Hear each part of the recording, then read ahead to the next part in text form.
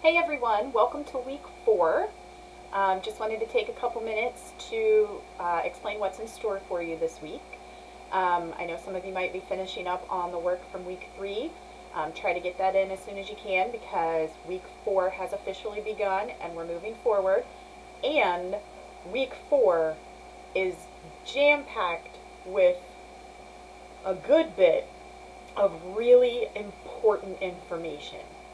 The lessons in this week are crucial if you are not very experienced with research papers and APA format. Okay? So once you take the week 4 attendance quiz, you'll be able to see everything in the week 4 module. The first thing you'll see under the attendance quiz is, of course, a brief review of week 3. Then we have our first lesson for week 4, which is all about APA format basics. You're going to see a video in that lesson, and it's basically a Zoom recording of me going through a PowerPoint on APA format basics, as well as a sample APA essay.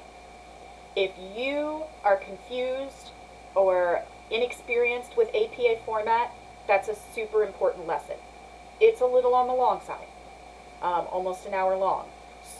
So give yourself breaks. I mean, if you want to go through the whole thing all at once, you can, but if we were doing this in the classroom, I would be giving you breaks, every once in a while. The next lesson is all about references page.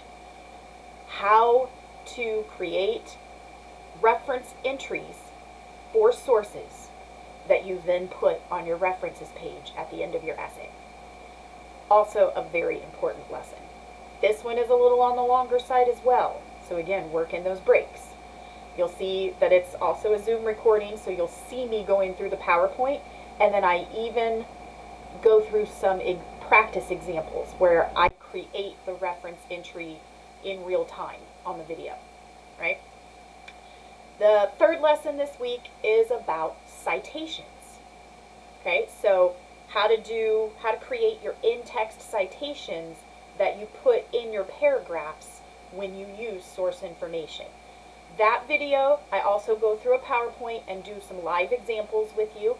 It's not quite as long as the other 2 videos, but only because I'm assuming you have watched the other 2 videos before you get to this third lesson on citations because I'm using the same examples that I used in the reference entry or the references page lesson. So citations isn't quite as long, but it's only going to be easy for you to understand if you've gone through the other 2 lessons.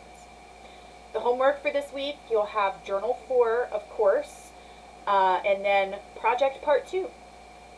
Project Part 2 is asking you to become a little more focused with your topic, come up with your thesis statement, come up with your main points for the essay, and to list your sources that you plan on using.